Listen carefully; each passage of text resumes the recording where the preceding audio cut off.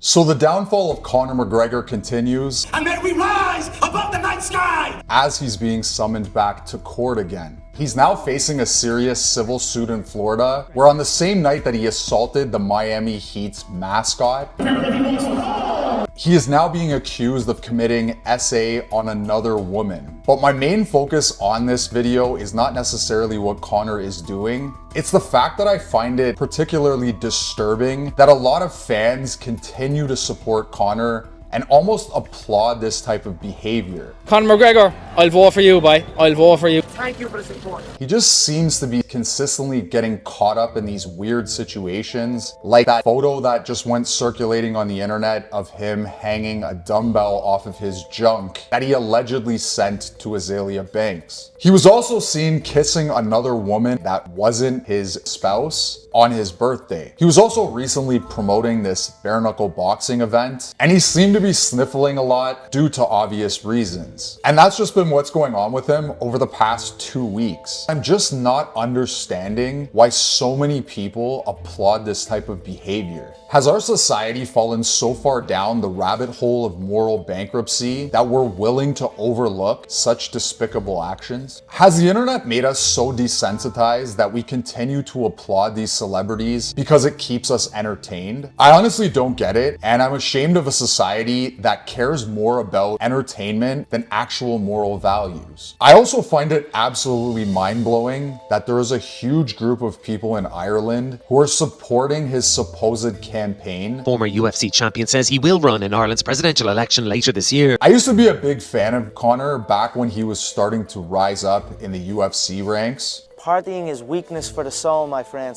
But I lost a lot of that respect during the UFC 229 press conference when he was disrespecting Khabib. When he lost that fight via neck crank, it seems like he lost a lot of himself. Since then, he's racked up a degenerate resume of punching an elderly man at a bar for refusing a drink, posting picture after picture of him partying with other women other than his spouse, appearing anytime and anywhere, clearly under the influence.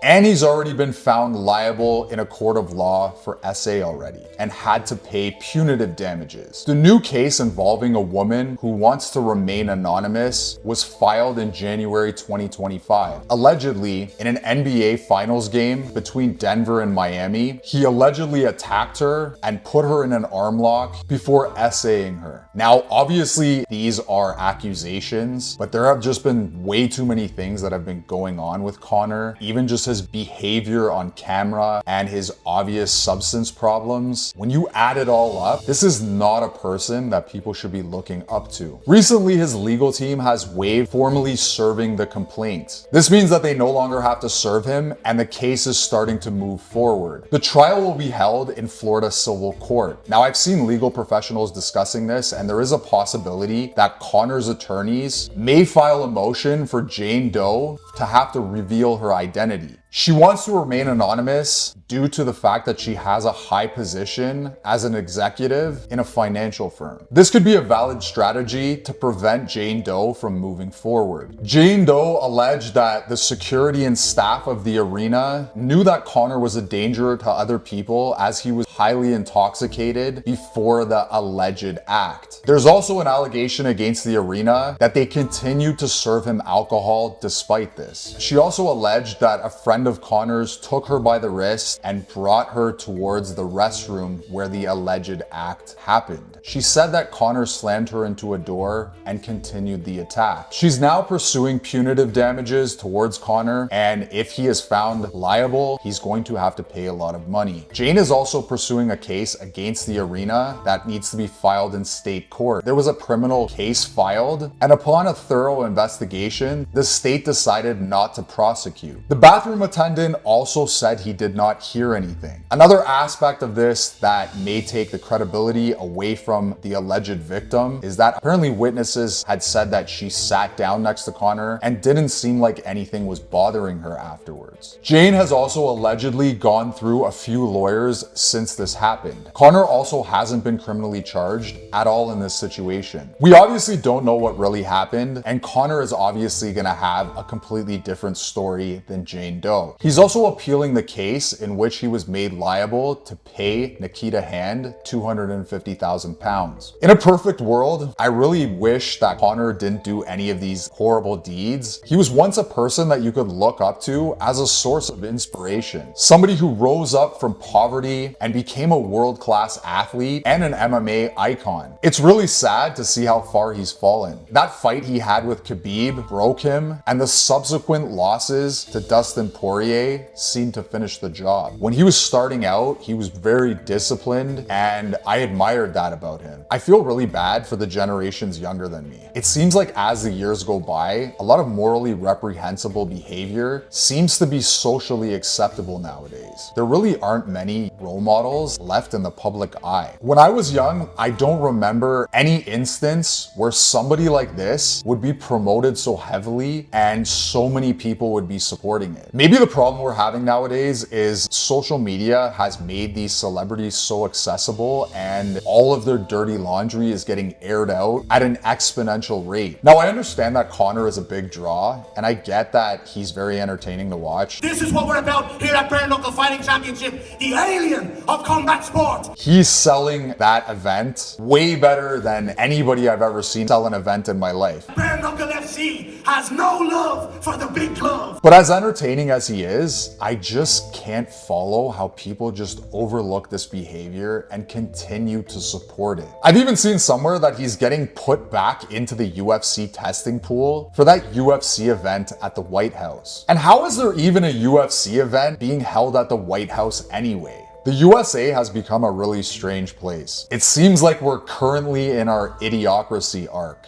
It also seems like a lot of people don't stand for morals and values anymore as long as sales are up. I feel like the only way that we can combat this lack of morality is by making videos like this. I'm really hoping that the majority of the comments I see on the internet are not a reflection of the majority of society. There was a time where I watched a lot of the UFC and I don't really watch it anymore. I don't watch even movies anymore. I don't like what's being represented and I'm becoming a lot more introverted. We really don't know what Conor actually did in these situations. I can only go by the way he represents himself on camera and I don't think he's a person to look up to. One person that I see that looks like a very good example is Khabib Nurmagomedov. He works hard and he doesn't engage in all of this debauchery.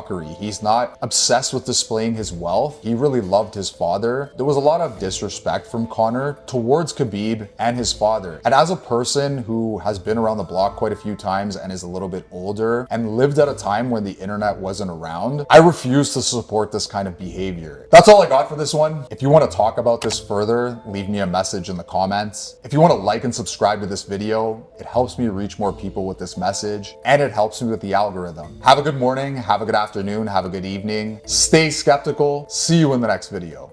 I'm out.